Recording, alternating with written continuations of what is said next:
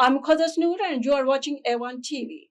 Let's take a quick look at today's top stories from Pakistan and around the world. The Azad Jammu and Kashmir AJK government on the Thursday withdrew earlier concessions related to protest and agitation cases and reinstated 177 first information reports FIRs against members of the Joint Committee Action Committee JSE, citing violation of the 4 October 2025 agreement between the two sides.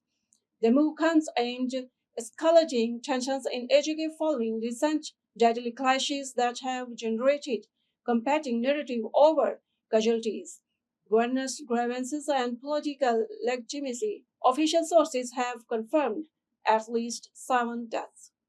Finance Minister Mohammad Aurangzeb on Thursday unveiled Pakistan Economic Survey 2025 to 26, where he presented the main features of the annual report.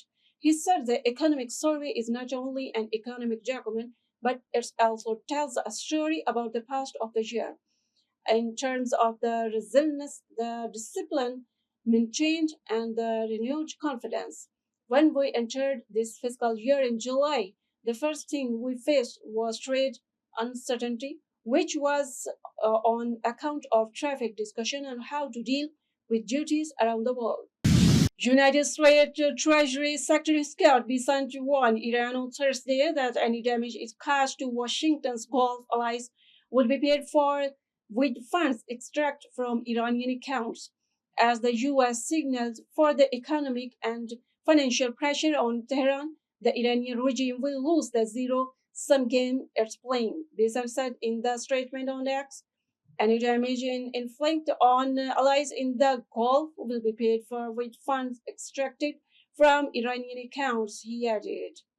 Iran on Thursday denied U.S. claims that its defense system had been destroyed, saying its armed forces remain fully prepared and capable of responding to threats, according to state broadcaster IRIB.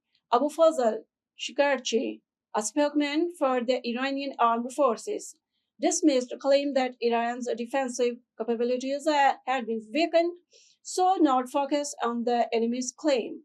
What matters is the reality on the battlefield, Shigarji said. And that's all for now from A1TV. For more updates, keep watching A1TV.